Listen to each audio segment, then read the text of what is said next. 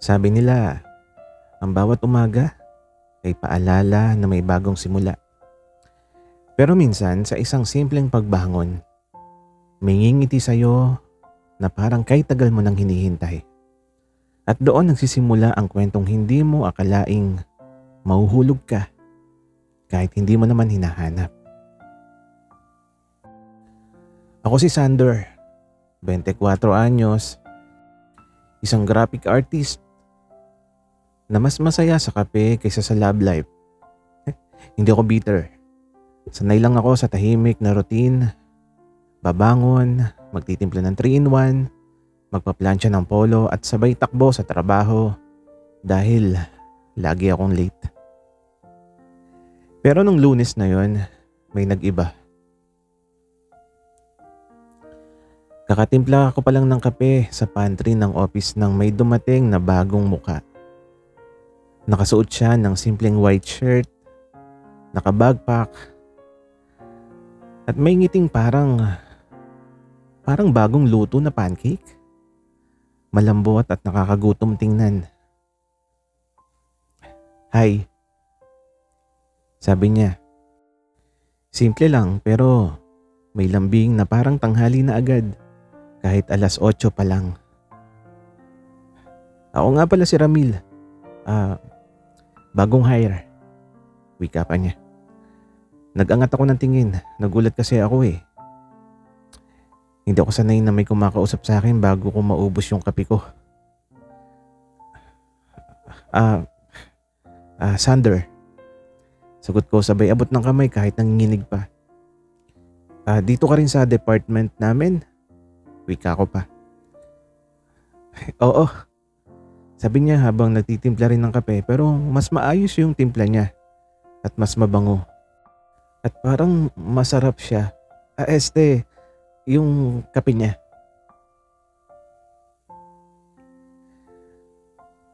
Napansin ko na lang na tumitingin siya sa akin sa mismong mug ko na may sticker na "Don't talk to me until I had my coffee." At etong ngumiti siya. "Mukhang kailangan mo talaga ng kape, no?" Wika niya. Tumawa ako kahit hindi ko alam kung bakit.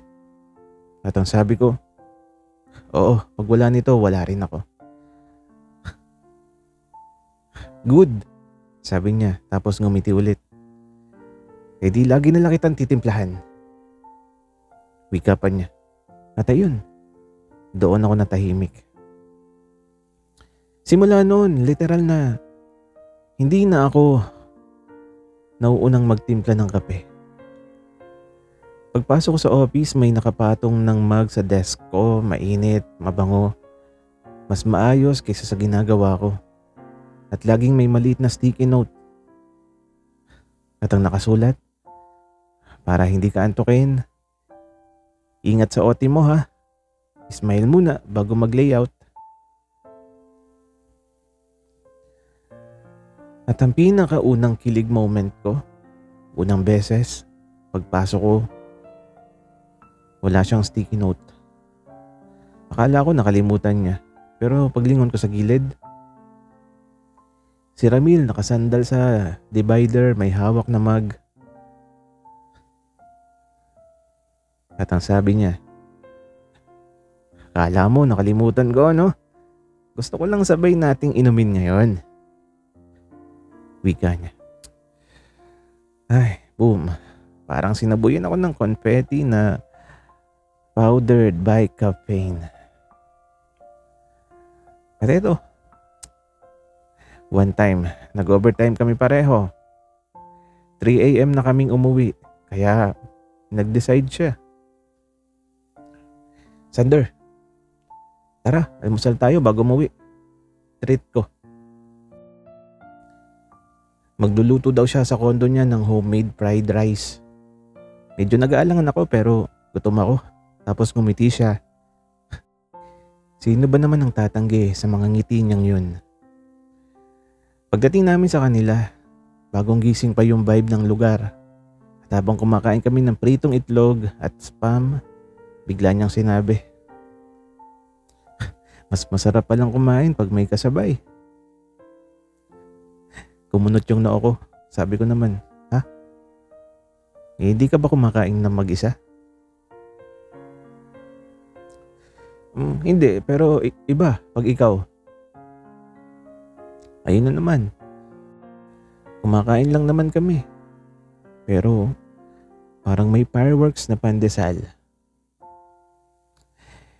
Hindi pa ako in love pero hindi ko pa masabi na love agad. Pero may kung anong lambot sa loob ng dibdib ko tuwing umaga. Na parang may inaabangan ako. Na parang gusto ko nang gumising ng mas maaga. Kahit night owl ako. Siguro ito yung sinasabi nilang magaan. Yung walang selos, walang away, walang tampo, yung simpleng masaya lang at nagsisimula pa lang kami. Simula nung unang beses na nag-almusal kami sa kondo ni Ramil, parang biglang naging mas mabango yung bawat umaga ko. Para bang kahit hindi ko man sabihin, alam ng mundo na may bago ng dahilan kung bakit ako nagigising ng mas maaga. At ang dahilan na yun ay may ngiting laging nauuna sa akin sa pantry. Pagpasok ko kinabukasan, nandun na naman siya. Nakasandal sa counter, may 2 mug ng kape. Good morning, Sander. Tamang simple pero parang may subtext na hindi ko ma-decode. Good morning. Sagot ko sabay abot ng mug. Tapos hindi siya umalis. Tumitig lang. Taste mo nga, sabi niya. Kung sakto ba? Dagdag pa niya. Ininom ko. Sakto as in sakto sa panlasa ko. At ang sabi ko, perfect. Paano mo nalaman na ganyan yung gusto ko? Ang mga tangkilay niya at ang sabi niya, syempre pinapanood kita araw-araw.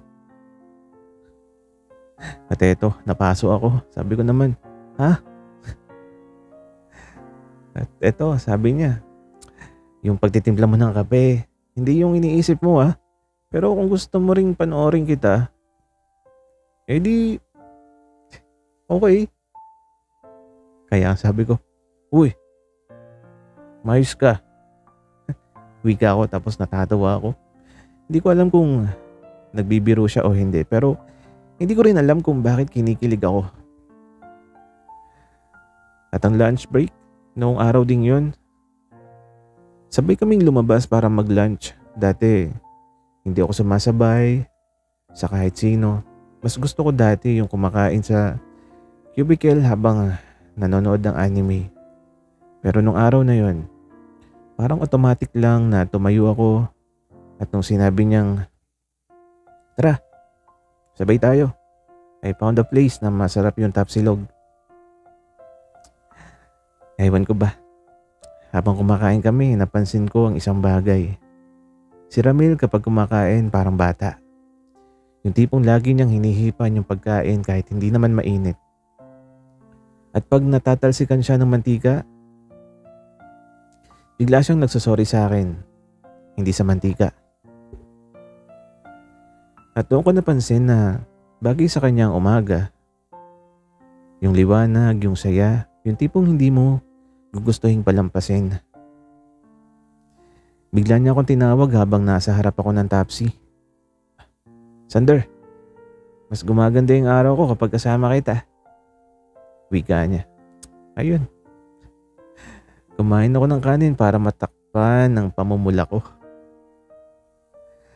Pagbalik namin sa office, sabay kami pumasok sa elevator. Walang tao nung moment na yun. Tahimik. Bigla niyang inayos yung kwelyo ng polo ko. At ang sabi niya, liko oh. Natunganga ako.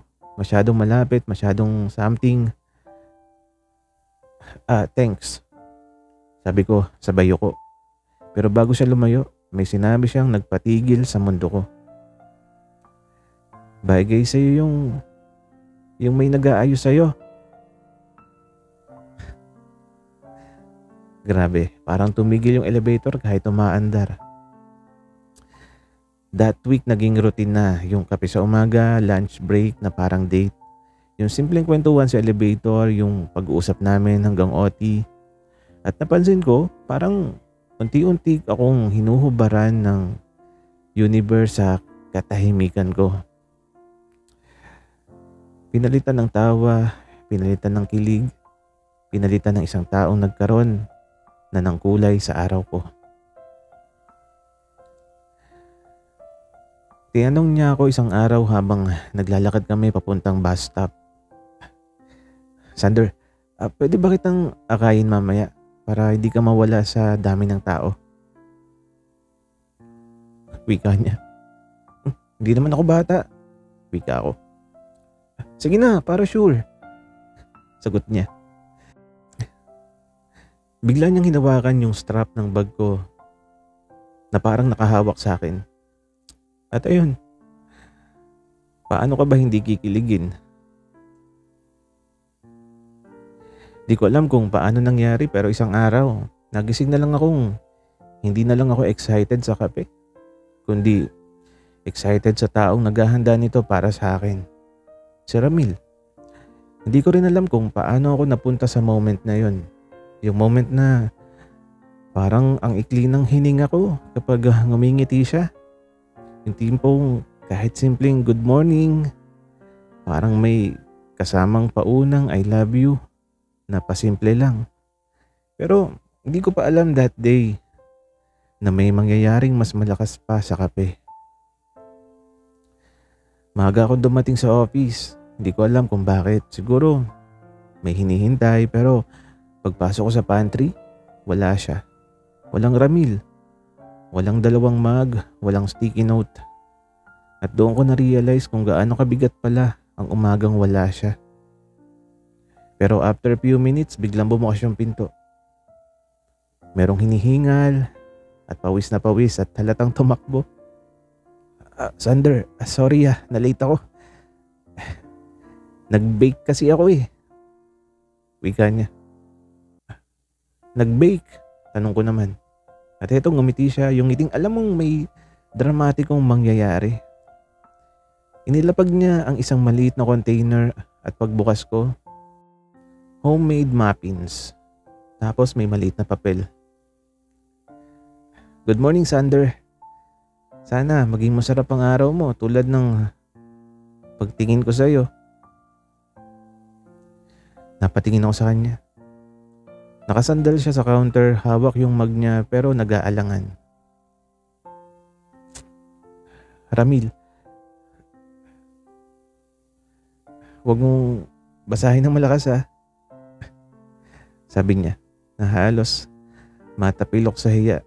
At ang sabi pa niya, hindi ko alam kung okay lang pero ginawa ko talaga yan kasi wala lang. Gusto ko lang na mapasaya ka.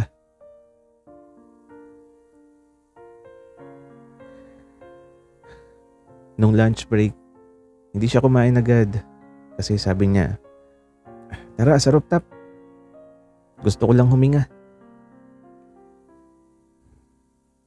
Sinamahan ko siya tahimik sa taas, mahangin. Puno ng langit na parang saksi sa kung anong mangyayari. Nakatayo kami sa gilid. Ako kinakabahan. Siya parang may dinadalang mabigat. Tumingin siya sa akin ng diretso at walang takot.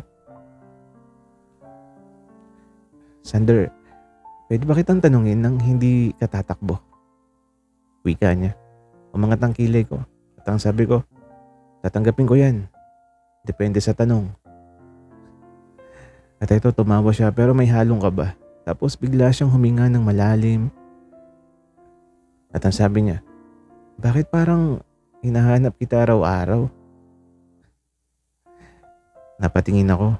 Nag-freeze. Di ko alam kung ano yung sasabihin. At ang sabi pa niya, bakit kahit sabay lang tayong nagkakape, mas parang buo yung araw ko? Bakit pag wala ka, parang kulang yung mundo? At ako yung, napaubo, literal na nag-choke sa hangin. Teka lang. Wika ko. Kaya lang, sabi niya, Sander, gusto kita eh. Diretso, walang paligoy-ligoy, walang drama. Mas malinaw pa sa sunrise. At kung pwede, gusto ko sanang malaman kung may pag-asa ba ako. Tahimik yung rooftop, narinig ko yung tibok ng puso ko, pati yung tibok rin ng puso niya. Huminga ako at minsan lang ako naging ganito katapat, pero sinabi ko, Ramil, matagal ko nang gustong tanong sa sarili ko kung bakit sobrang saya ko kapag nandyan ka. At ito, tumingin siya sa akin mabilis, parang biglang umasa. At ang sabi ko pa, bakit lagi kong inaabangan yung good morning mo, yung kape mo, yung ngiti mo? At ito, lumapit siya ng kalahating hakbang. At ang sabi ko pa, bakit ba parang nandahil sa'yo gumagaan yung mundo ko? At naramdaman ko yung mabilis na tibok ng puso niya. At ang sabi ko pa, Ramil, gusto rin kita eh. Di ko alam kung hangin ba o kilig yung umiikot sa amin nung moment na yun. Pero ramdam ko yung ngiti niya kahit hindi pa siya humihinga. Talaga? Wika niya. At ang sagot ko, oo. Hindi pa siya nakontento. Hinawakan niya yung kamay ko. Hindi mariin, hindi romantic level, pero sapat para maramdaman ko yung init niya. At ang sabi niya, tara, almusal tayo mamaya ulit. At ito, tumawa ako. Uy, di pa tayo official ah. Pero ang sabi niya, hindi pa, pero papunta na. Kaya ito, pag-uwi namin, sabay kami naglakad. Nung malapit na kami sa terminal, bigla siyang tumingin. Hinawakan ulit yung strap ng bag ko. Sander, thank you. Para saan? Para sa umagang binibigyan mo ako ng pag-asa. At doon ko na-realize yung kwento namin, nagsisimula pa lang. Hindi madali ang aminin, pero totoo. Simula nung araw na umamin kami sa rooftop, parang nag-upgrade ang buong buhay ko. Pero hindi pa kami. Hindi pa official. Walang label pero may hawak-hawak na sa strap ng bag. Walang announcement pero 2 mug na exclusive na sa amin. Sa loob ng 2 buwan na nakalipas, sabay kami nagkakape, sabay sa lunch, sabay pa uwi. Sabay na paghinga sa rooftop, mga tingin na hindi namin inaamin, mga ngiting hindi namin matago, mga sandaling mas naging kami. At kahit walang salita, ramdam ko na eh. Ramdam ko yung unti-unting pagkapuno ko. At kung may pinaka nagbago, si Ramil. Naging parte ng routine ko, ng araw ko, ng umaga ko. 6:02 AM, nagulat ako nang biglang nag-chat siya. Sander, baba ka. May dala ako. Paglabas ko ng building, andun siya. May hawak na paper bag at thermos. At ang sabi niya, tara, breakfast tayo sa sakayan. Naglakad kami papuntang terminal. Umupo kami sa waiting shed. Maaga pa kaya wala pang masyadong tao. Binuksan niya yung paper bag, may muffins, tapsilog, at hot chocolate. At ang tanong ko, ano to? At ang sabi naman niya, kasi 2 months na since nung nag-start tayo. Ewan ko kung ano to. Wika niya. Ano nga to? Tanong ko. At ito, tinaasan ko siya ng kilay. At ang bulong niya sa akin, yung sa atin. Wika niya. Kaya ito, napangiti ako. Hindi ko man gusto siyang pahirapan pero ang cute niya kapag nagpa-plaster. Ramil, anniversary ba natin to? Hindi. I mean, hindi pa pero sana someday. Sabay abot niya ng thermos. Pwede bang simulan ko muna sa breakfast? Hindi ko alam kung nakain ko ba yung tapsilog o kinain ako ng kilig. Sa office, naging mas close pa kami. Yung tipong pag napapadaan siya sa desk ko, hahawiin niya yung buhok ko. Pag nag-uusap kami, minsan hahaplusin niya yung braso ko. At pag pagod ako, nararamdaman ko na lang yung kamay niya sa balikat ko. Hindi kami nagyayakapan, hindi kami nag-holding hands. Pero ramdam mo yung intimacy na hindi kailangang sabihin. At ang pinaka nagustuhan ko, yung after ng shift, naglalakad kami. One time, habang naglalakad kami, naupo kami sa bench near the park. Tahimik pero presko yung hangin.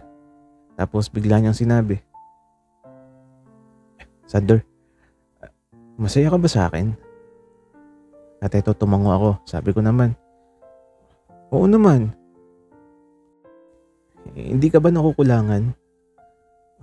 Wala pa tayong label. At eto ngumiti ako. Sabi ko, "Ramil, mas importante sa akin yung hindi mo ako pinapabayaan kahit walang label. Yung effort mo araw-araw, yun yung higit pa sa kahit anong tawag." At ito tumingin siya sa akin ng matagal. Yung tingin na hindi naghahanap, hindi nagtatago ng sobrang saya. Tapos bigla siyang tumabi sa akin ng mas malapit. Saglit siyang tumingin sa labi ko pero umiwas. Hindi pa. Ayokong madaliin. Bulong niya. At doon ko siya mas minahal.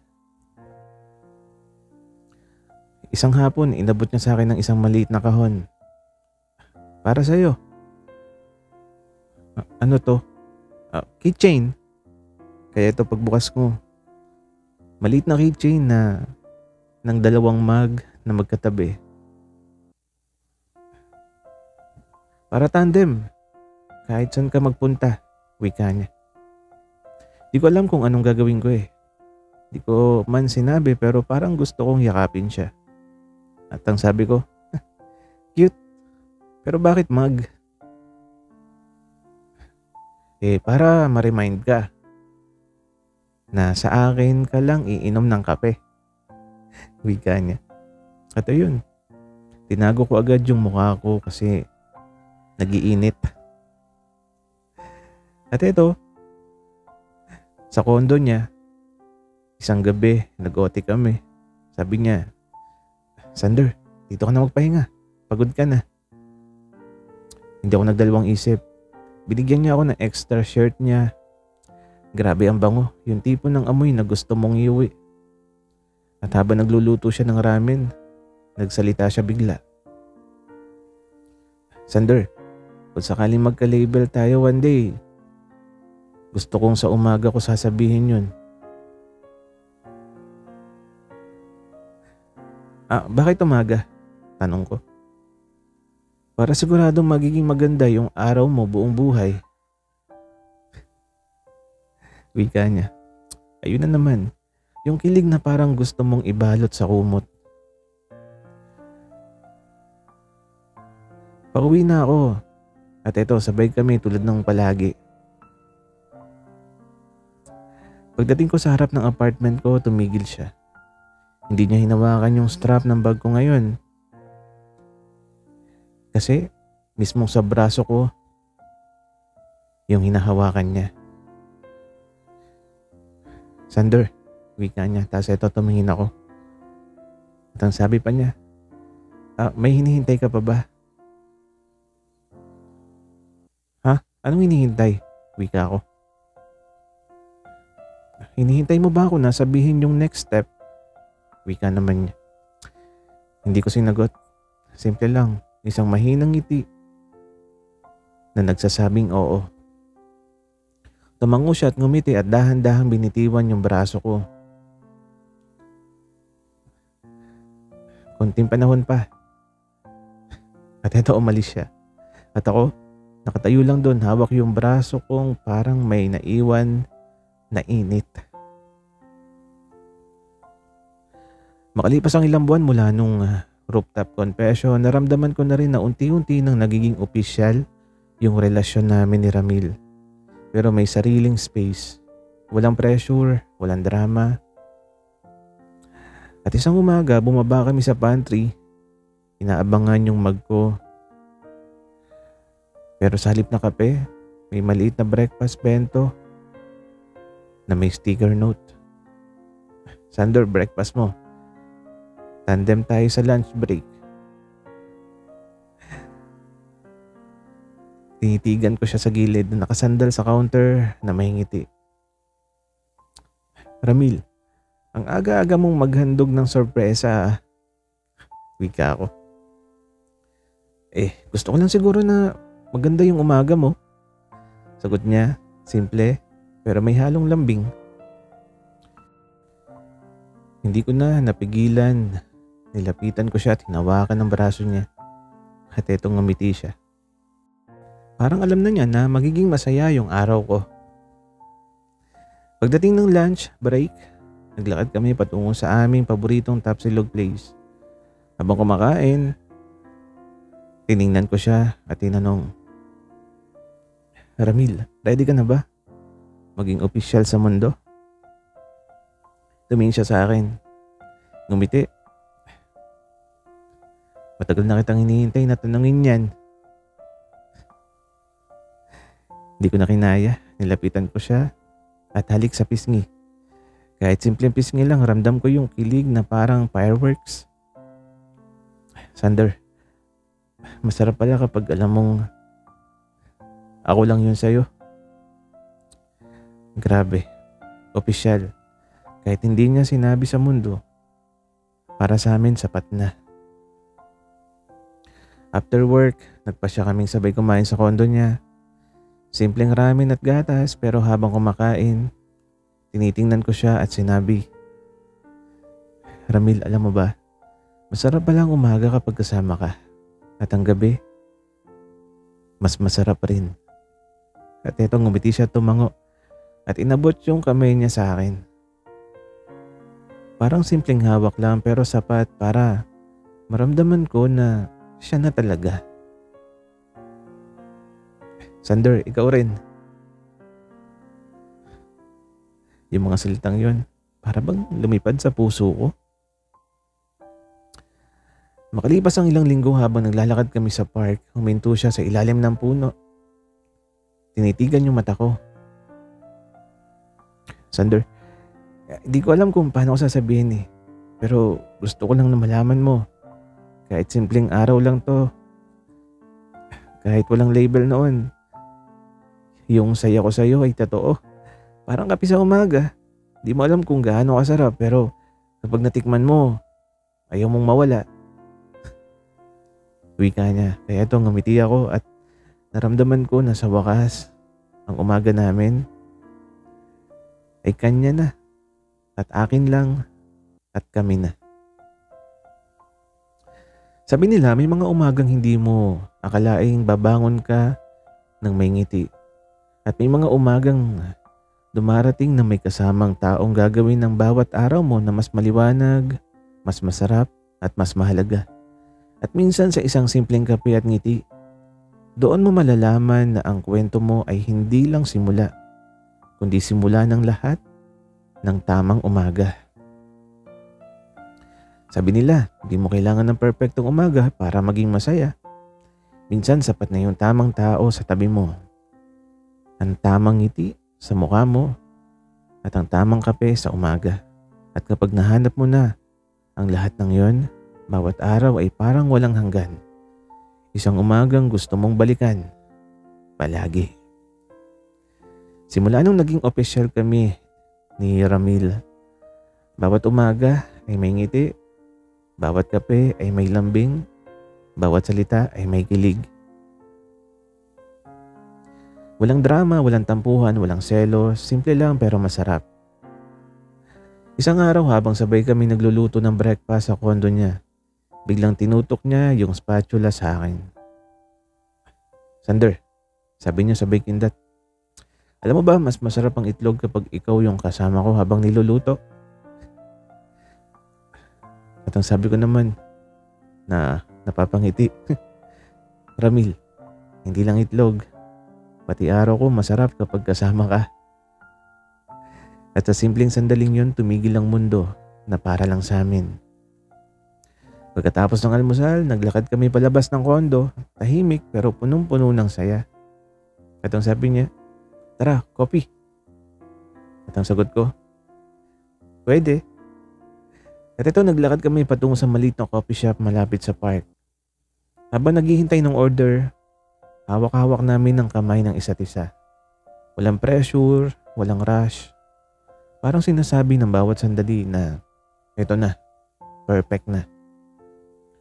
At nung dumating yung kape, sabay naming ininom. Mainit, matamis. Para sa dalawang pusong sabik sa bawat umaga. At makalipas ang panahon, makalipas ang ilang buwan, nagpasya kaming lumabas ng maaga.